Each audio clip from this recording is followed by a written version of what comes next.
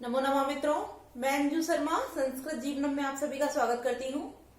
तो कल की कक्षा में जैसा कि हम लोग षष्ठी विभक्ति का अध्ययन कर रहे थे, तो उस षष्ठी विभक्ति के अध्ययन में हम लोग जो हमारा सूत्र था षष्ट्यर्थ सर्ध प्रत्ययन, इस सूत्र का अध्ययन कर रहे थे और इसका जो उदाहरण था वो हमने देख लिया था। इसका उदाहरण था ग्रामस्य दक्षिणतः, किंतु इसकी संपूर्ण व्याख्या कल की कक्षा में नहीं हो पाई थी। तो आज हम इस सूत्र के और इसके जो उदाहरण है इसकी संपूर्ण व्याख्या करके आप सभी का ये जो हमारा सूत्र है इसको पूरी तरह क्लियर करेंगे। तो जो भी मित्र हमारे साथ लाइव जुड़ चुके हैं सभी लोग अपने मित्रों के साथ वीडियो की लिंक को शेयर कर दीजिए, जिससे कि अधिक से अधिक लोग वीडियो के साथ लाइव जुड़ जाएं। साथ ही साथ जिन लोगों ने अभी तक चैनल को सब्सक्राइब नहीं किया वो लोग चैनल को सब्सक्राइब कर लीजिए और वीडियो को लाइक अवश्य कर दिया कीजिए। तो कल हम लोगों ने यह जाना था कि यहाँ जो दिया हुआ अत सुच अर्थ वाले प्रत्ययों के योग में षष्ठी का विधान हो जाता है। अब अत सुच प्रत्यय कौन कौन से थे तो हमने उसको भी जान लिया था कल की कक्षा में कि अत सुच, असि, अस्ताति, ऋल और रिष्टातिल, यह 5 जो प्रत्यय होते हैं ये अति सुच के अर्थ वाले ही प्रत्यय होते हैं। तो इनके योग में अर्थात इन प्रत्ययों के योग से जब कोई शब्द बनता है तो उनके प्रयोग में जब जो भी उनका अर्थात जो भी उनसे संबंधित वाक्य होता है वहां पर षष्ठी का विधान कर दिया जाता है। तो हमने कल बताया था आप सभी को कि जो हमारा दक्षिणतः है यह किससे बना है, तो दक्षिण अत सुच,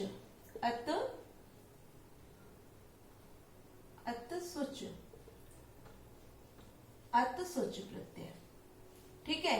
दक्षिण के साथ जब अतसुच जो हमारा प्रत्यय है इसका विधान किया जाता है और इसका बचता क्या है तो हम जानते हैं इसका तस बचता है, तस। तो इसका जो रूप बन जाता है क्या बन जाता है, दक्षिणतः, यह रूप इसका बन जाता है। तो इस प्रकार यहाँ अतसुच प्रत्यय का प्रयोग होने के साथ, क्योंकि यहाँ यही बोल रहा है कि अतसुच प्रत्ययन अर्थात अतसुच या इसके समान जो अर्थी प्रत्यय होते हैं उनके प्रयोग में क्या हो जाती है, षष्ठी विभक्ति हो जाती है। तो इसलिए दक्षिणता में अतसुच प्रत्यय आ जाने के कारण यहाँ जो ग्राम है इसमें षष्ठी का विधान कर दिया गया। अब अगर आप हम लोगों ने जैसे आपने सभी ने पढ़ा होगा, हम लोगों ने अपनी पंचमी विभक्ति में एक सूत्र का अध्ययन किया था, अन्याराधित ऋते दिक् शब्द अंचूतर पदाजहि युक्ते च। तो वहां पर भी दिक् शब्द दिए अर्थात दिशावाची शब्द दिए गए थे, किंतु यहाँ जो दक्षिण है यह भी दिशावाची है। तो फिर इसका विधान यहाँ षष्ठी में क्यों होता है और वहां क्यों नहीं हुआ, तो इसको भी हम क्लियर कर लेते हैं कि जो हमने वहां पढ़ा था दिक्वाची शब्द, जो दिक्वाची शब्द थे उनके योग में वहां पंचमी हो रही थी, ठीक है। लेकिन वहां जो शब्द था जैसे कि पूर्वो, यहाँ यह शब्द था पूर्वो, तो पूर्वो शब्द जो हमारा दिया है यहाँ पर कोई प्रत्यय का विधान नहीं किया गया था। इस पूर्वो शब्द में कोई भी प्रत्यय का विधान नहीं था, इस कारण यहाँ पर दिक्वाची शब्दों के साथ में पंचमी विभक्ति का विधान किया गया है। किंतु यहाँ जो दिक्वाची शब्द है किंतु इसमें क्या जुड़ा है, यहाँ अतसुच प्रत्यय अर्थात अतसुच प्रत्यय के योग में होने के कारण यहाँ पंचमी न होकर षष्ठी हो जाती है।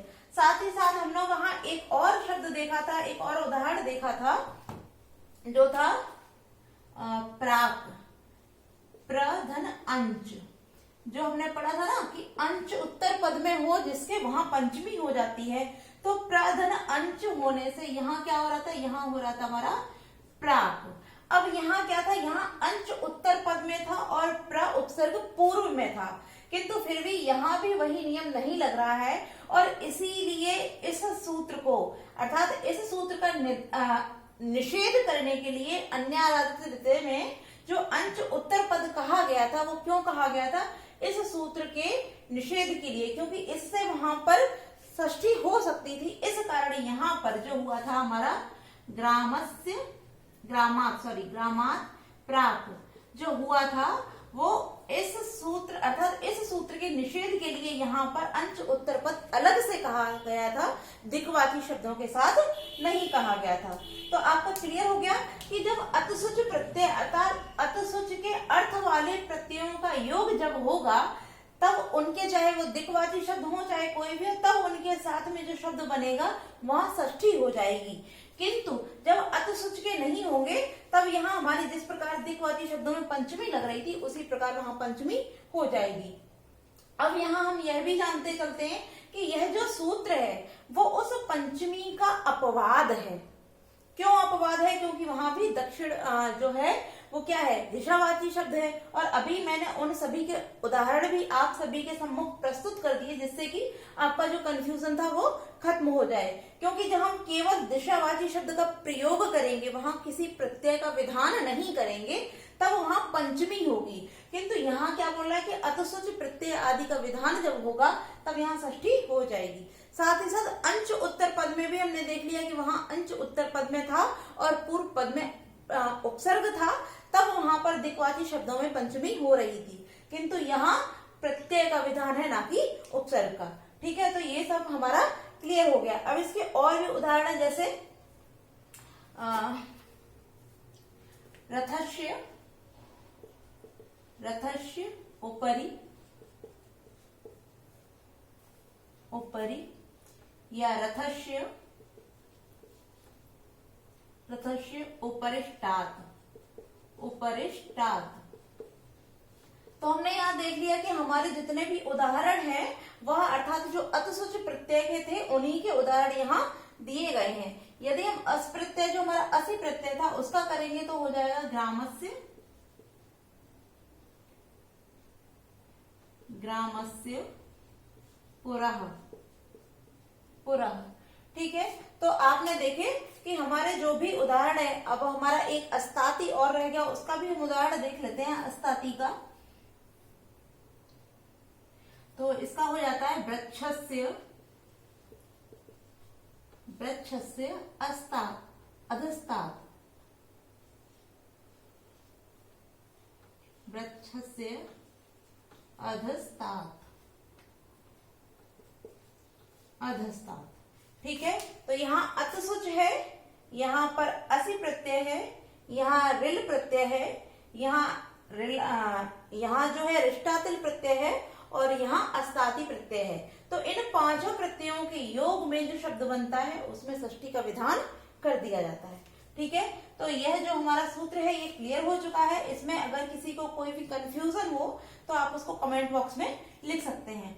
अब हम एक चीज और क्लियर कर देते हैं, जैसे कि यहाँ लिखा हुआ है उपरि, यहाँ हमारा शब्द दिया है उपरि, किंतु यही उपरि जब दो बार आता है, अर्थात जब उसकी बार बार अर्थात जब पुनरावृत्ति होती है, जैसे जो हमारा उपरि उपरि हो जाता है या अधो अधो हो जाता है या अध्यधि हो जाता है, तब यहाँ षष्ठी नहीं होती है, तब यहाँ पर षष्ठी विभक्ति का विधान नहीं किया जाता है। तब वहां कौन सी विभक्ति होती है? तो हम लोगों ने द्वितीय में एक सूत्र का अध्ययन किया है, वार्तिक भी है और सूत्र भी है, उभयता सर्वता उपरि उपरि धिक अधो अध। इस प्रकार से जो है वहां जब हम बोलते हैं तब उपरि उपरि वहां दो बार प्रयुक्त होने के, उपरि उपरि अधो अध, इस प्रकार से जो शब्द आते हैं वहां दो बार प्रयुक्त होते हैं, तब वहां पर द्वितीय होती है। किंतु जब एक बार शब्द आएगा अर्थात किसी उपरि या अध शब्द की पुनरावृत्ति नहीं होगी, तब यहाँ षष्ठी होगी। और जब इन शब्दों की पुनरावृत्ति हो जाएगी अर्थात जब यह शब्द दो बार प्रयुक्त होंगे, तब यहाँ पर षष्ठी न होकर द्वितीय विभक्ति हो जाती है। ठीक है, और द्वितीय का हम लोगों ने सूत्र भी अध्ययन कर रखा है। तो अब हम आगे बढ़ते हैं हमारा जो अगला सूत्र है उसकी ओर।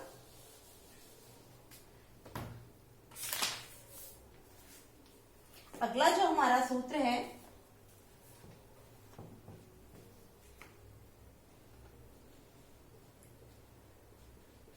दूरांतिकार्थे,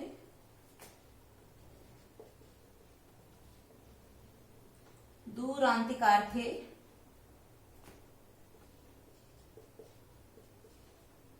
षष्ठ्यो यत्रस्याम्, षष्ठन्यस न्य तरस्याम तरस्य। ठीक है, दूरांतिकार्थे षष्ठन्यंतरस्याम, यह जो हमारा सूत्र है। अब इस सूत्र में क्या कह रहा है, यहां सूत्र में बताया जा रहा है कि दूर और आंतिक, दूर और आंतिक शब्द वाले अर्थों में, अर्थात दूर और आंतिक या तो यह स्वयं हो या फिर इन्हीं के समानार्थी जो शब्द होते हैं उनके प्रयोग में षष्ठी तथा पंचमी दोनों विभक्तियों का विधान हो जाता है। ठीक है, षष्ठी और पंचमी, अर्थात जो षष्ठी है उसका विकल्प से विधान होता है, तो वहां पंचमी भी रहती है और षष्ठी का विधान वहां विकल्प से हो जाता है। तो कौन कौन से शब्द हैं, यहां लिखा हुआ दूर और आंतिक, दूर और आंतिक। ठीक है, दूर और अंतिक जो दो शब्द हैं इनके योग में क्या हो जाती है, अर्थात इनके या तो ये धातुएं स्वयं हो या फिर इनके समान अर्थ रखने वाली जो धातुएं हैं उनके योग में विकल्प से वहां षष्ठी विभक्ति का विधान कर दिया जाता है। और जब विकल्प से षष्ठी होती है तो वहां कौन सी रहती है, वहां पंचमी विभक्ति का, अर्थात वहां पंचमी होती है और वहां हम इन दोनों शब्दों के अर्थों में विकल्प से वहां षष्ठी भी कर सकते हैं। तो इसके उदाहरण को देखते हैं हम। जैसे अब यहाँ अंतिक का जो अर्थ है वो क्या होता है, समीप। अंतिक जो है, दूर का अर्थ तो आप सभी जानते हैं, दूर का अर्थ दूर होता है, किंतु अंतिक जो है इसका अर्थ है समीप। इसका अर्थ समीप के अर्थ में किया, अर्थात अंतिक शब्द का प्रयोग हम समीप अर्थ में करते हैं। तो इसका उदाहरण है दूरम, दूरम। अब इसको हम निकटम भी लिख सकते हैं और अंतिकम भी, क्योंकि हमने भी बोला कि समान अर्थी हो, या तो यह स्वयं हो या फिर इनके समान जो अर्थ रखते हैं वह कोई भी हो, तब वहां विकल्प से षष्ठी विभक्ति का विधान कर दिया जाता है। तो दूरम, निकटम, निकटम, ग्रामस्य, ग्रामस्य, ग्रामाद। वाह वाह। ठीक है, अब हमने देखा कि यहाँ जैसे ये सूत्र हमारा कह रहा है, क्या कह रहा है कि दूर और अंतिक अर्थ वाली धातुओं के योग में विकल्प से षष्ठी विभक्ति का विधान कर दिया जाता है। तो यहाँ दूरम, निकटम, ग्रामस्य भी हो जाएगा और ग्रामात् तो होता ही है, अर्थात विकल्प से क्या होगी, जो विकल्प से विभक्ति होगी वो होगी हमारी ग्रामस्य, अर्थात षष्ठी। तो यहाँ जो षष्ठी विभक्ति का विधान होगा वह इस सूत्र से किया जाएगा और ग्रामाद यहाँ पंचमी भी होती है। अब यहाँ एक प्रश्न और बन सकता है कि यहाँ हमने ये तो जान लिया, यहाँ ग्रामस्य में षष्ठी और ग्रामाद में पंचमी जो है, तो यहाँ जो ग्रामस्य में षष्ठी हुई है उसका विधान तो हमने दूरांतिकार्थे षष्ट्यंतरस्याम सूत्र से कर दी है, किंतु यहाँ जो दूरम और निकटम, यहाँ जो विभक्ति है, यहाँ जो द्वितीय का विधान किया गया है, यहाँ किस सूत्र से, अर्थात जो द्वितीय का विधान किया वो किस सूत्र से यहाँ विधान किया गया है, तो हम इसको भी क्लियर कर लेते हैं। तो एक सूत्र आप सभी ने पढ़ा होगा, दूरांतिकार्थेभ्यो द्वितीया, अर्थात दूर और आंतिक अर्थ में द्वितीया होती है जब इन दोनों शब्दों की पूछी जाती है। यहाँ अगर आपसे पूछा जाता है कि यहाँ जो षष्ठी है, यहाँ जो षष्ठी विभक्ति का विधान हुआ है वह किस सूत्र से हुआ है, तब आप इस सूत्र को याद रखेंगे, दूरांतिकार्थे षष्ट्यंतरस्याम। ठीक है, किंतु जब इन दोनों शब्दों के विषय में पूछा जाता है कि यहाँ और यहाँ, अर्थात दूरम और निकटम में जो द्वितीय का विधान किया है तो यहाँ किस सूत्र से हुआ है, तो हम इसको लिख लेते हैं। यहाँ जो हमारी हो जाएगी वो क्या हो जाएगी, दूरांतिकार्थेभ्यो, दूरांतिकार्थेभ्यो द्वितीया, द्वितीया। ठीक है, इन दोनों शब्दों में जो विभक्ति है वो इस सूत्र से हुई है और यह एक जैसा ही लगता है, तो आप लोग कंफ्यूज मत होइए, इसको और इसको थोड़ा सा ध्यान देकर दिए रहे, अर्थात ध्यान देकर देख लीजिए। अगर आपसे यहाँ पूछा जाता है कि ग्रामस्य में षष्ठी जो है वो किससे हुई है, तब आप बताएंगे कि दूरांतिकार्थे षष्ट्यंतरस्याम सूत्र से यहाँ पर ग्रामस्य में षष्ठी हुई है।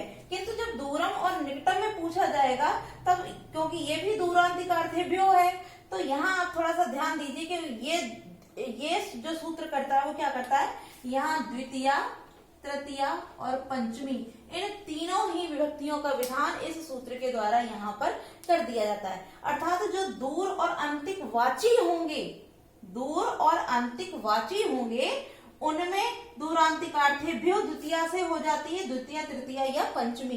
किंतु जो दूर होने के जिसके विषय में बताया जाएगा, तो यहाँ क्या बता रहे हैं कि गांव से दूर, अर्थात जिसके विषय में बताया जा रहा है, दूर और अंतिक जिसके विषय में प्रयुक्त होंगे, दूर और आंतिक में नहीं, दूर और आंतिक जिसके विषय में प्रयोग होंगे, वहां षष्ठी करता है हमारा दूरांतिकार्थे षष्ठ्यंतरस्याम। ठीक है, क्लियर हो गया? तो आप सभी का मुझे पूरी उम्मीद है कि ये भी सूत्र हमारा क्लियर हो गया होगा। अगर फिर भी आप में से किसी को भी कोई समस्या होती है तो आप लोग उसको कमेंट बॉक्स में अवश्य लिखिए। मैं सभी के कमेंट प्रतिदिन देखती हूँ और अपनी तरफ से पूरी कोशिश करूंगी जिससे कि आप सभी की जो भी समस्याएं हैं उनका निदान हो सके। अब हम अपने अगले सूत्र की ओर बढ़ते हैं। जो हमारा अगला सूत्र है, अगला सूत्र है हमारा कर्तृ कर्मणो कृति। कर्तृ कर्मणो कृति। अब यहाँ आप लोगों को थोड़ा सा ध्यान देकर पढ़ना होगा, क्योंकि यहाँ जो है यह सूत्र थोड़ा सा कठिन होता है। और चाहे आप ऐसे समझ लीजिए कि अभी तक हम लोगों ने जितने भी सूत्र अध्ययन किए हैं वह सभी इन सूत्रों के सम्मुख कुछ भी नहीं थे। क्योंकि अगर हम ऐसा मानते हैं कि षष्ठी विभक्ति, हम वैसे काफी लोग ये सोचते हैं या समझते हैं कि षष्ठी विभक्ति के जो सूत्र हैं वो बहुत ही आसान होते हैं, तो आप सभी को मैं बता दूं कि षष्ठी विभक्ति सबसे ज्यादा कठिन विभक्ति पड़ जाती है। क्योंकि उसमें भी जो सूत्र हमारा कर्तृ कर्मणो कृति जो है वो थोड़ा सा कठिन पड़ता है। तो आप लोग यहाँ से थोड़ा सा ध्यान दीजिए जिससे कि आप सभी के ये सारे सूत्र क्लियर होते जाएं। तो यहाँ ये सूत्र क्या कह रहा है, पहले तो हम इस चीज को क्लियर करते हैं। यह हमारा जो सूत्र कह रहा है कि कृति, यहाँ जो कृति शब्द दिया है, कृति से तात्पर्य है कृदंत प्रत्यय। क्योंकि आप सभी जानते हैं जो प्रत्यय है, प्रत्यय के मुख्य दो भेद होते हैं और तीसरा भी भेद होता है जो स्त्री प्रत्यय है। अब मुख्य दो भेद हैं वो कौन कौन से हैं? एक होता है कृदंत प्रत्यय और दूसरा होता है तद्धित प्रत्यय। तो यहाँ कृति से तात्पर्य है कृदंत प्रत्यय। तो यहाँ कह रहा है कि कृदंत प्रत्यय अर्थात कृत प्रत्यांत जो शब्द हैं, कृत प्रत्यांत जो शब्द हैं, ऐसे शब्दों के साथ जो कर्तृ अर्थात कर्ता होगा या कर्मणो जो कर्म होगा, तो कर्म कर्ता और कर्म में वहां षष्ठी का विधान हो जाएगा। आप सभी क्लियर हो रहा होगा? नहीं तो पुनः एक बार बता देते हैं कि जब कोई क्रिया कृदंत प्रत्यय से प्रकट होती है, अर्थात कृदंत प्रत्यय प्रत्यांत कोई क्रिया को बताता है, अर्थात जो भी शब्द है अगर क्रिया कोई है और वो कृदंत प्रत्यांत है, तात्पर्य उस क्रिया में कृदंत प्रत्यांत है, वह क्रिया कृदंत प्रत्यय से अंत होने वाली है, तब वहां जो कर्ता होगा और कर्म होगा, इन कर्ता और कर्म दोनों में ही षष्ठी विभक्ति का विधान हो जाएगा। ठीक है, इतना क्लियर हो गया। अब यदि फिर भी कोई समस्या है तो हम उसको उदाहरण के द्वारा क्लियर करते हैं। आइए हम लोग अपना उदाहरण देखते हैं। तो सबसे पहले जो इसका उदाहरण है वो क्या हो जाएगा? कृष्णस्य कृति। कृष्णस्य कृति। अब यहाँ कृति से तात्पर्य यहाँ यही कृति नहीं आई, यहाँ कृदंत प्रत्यय के विषय में बात कर रहे हैं, किंतु यहाँ जो कृति है वो क्या है? उस कृदंत प्रत्यय में से एक से अंत होने वाली है। अब पहले तो हम प्रत्यय पकड़ते हैं, क्योंकि यहाँ हमारा जो सूत्र है वो क्या बोल रहा है कि कर्ता और कर्म में षष्ठी हो जाती है, किंतु कब? जब कृत प्रत्यांत शब्द होंगे तब। ठीक है, जब कृत प्रत्यांत शब्द होंगे तब जहां वहां जो कर्ता या कर्म होगा उसमें षष्ठी विभक्ति हो जाएगी। अब यहाँ हम सबसे पहले देखते हैं कि यहाँ जो कृत प्रत्यांत शब्द है वो कौन सा है? तो हम पाते हैं कि जो हमारा कृति है यह कृत प्रत्यांत शब्द है। अब यह कृति बनता कैसे, तो इसको देखते हैं।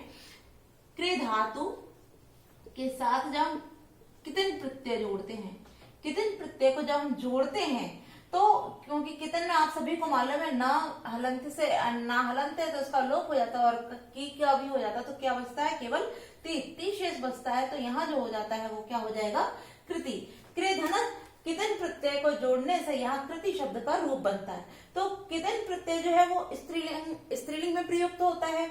तो अब जैसे कि हमने देखा यहाँ कृदंत प्रत्यांत बोल रहे हैं, तो यहाँ कृदंत प्रत्यय प्रयोग होने के कारण यहाँ जो कर्ता है, यहाँ जो कर्ता कौन है, यहाँ जो कृष्ण है ये कौन है हमारे, ये कृष्ण जो है वो कर्ता है। और कृति क्या है, कृति कृदंत प्रत्यांत, यह कृदंत प्रत्ययांत है, प्रत्ययांत।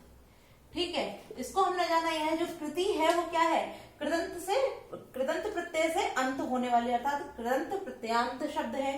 तो हमने अब सूत्र के ही अनुसार चलेंगे, क्योंकि यहाँ सूत्र भी हमारा यही कह रहा है कि जब कृदंत प्रत्यांत शब्द होंगे तब वहां चाहे कर्ता हो चाहे कर्म हो उसमें षष्ठी विभक्ति हो जाएगी। तो यहाँ कृदंत प्रत्यांत शब्द हमने देख लिया कि कृति जो हमारा है वो कृदंत प्रत्यांत है।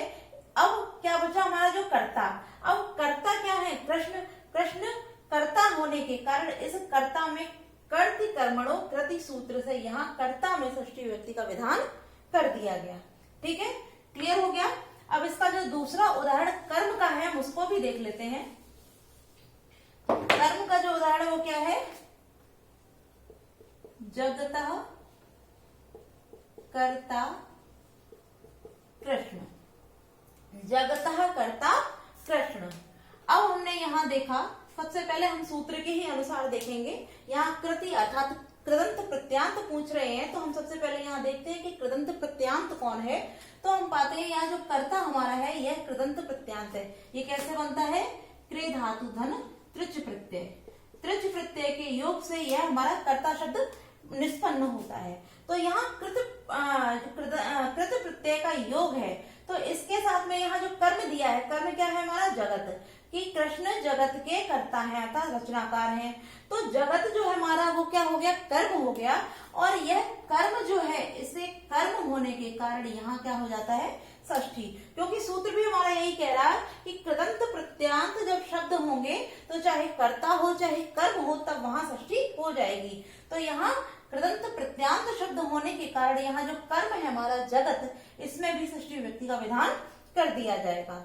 तो हम लोगों ने कर्ता और कर्म दोनों ही शब्दों के उदाहरण देख लिए हैं। तो अब यहाँ तो कंफ्यूजन नहीं हुई होगी और ये समझ में भी आ गया होगा आप सभी के, क्योंकि यहाँ हम इसी के अनुसार चल रहे हैं। यहाँ कृति से तात्पर्य है कृदंत प्रत्यय, आप इसको भी लिख लीजिए। कृति से तात्पर्य है यहाँ पर कृत प्रत्यय, कृत प्रत्यय या कृदंत प्रत्यय। ठीक है, कृदंत प्रत्यय, तात्पर्य कृदंत प्रत्यय या कृत प्रत्यय से जो अंत होने वाले शब्द हैं वहां पर कर्ता और कर्म दोनों में ही षष्ठी विभक्ति का विधान कर दिया जाता है। तो आज के लिए हम इतना ही रखेंगे मित्रों, और कल की कक्षा में इसका विस्तार से अध्ययन करेंगे। तो आज के लिए इतना ही। नमो नमः।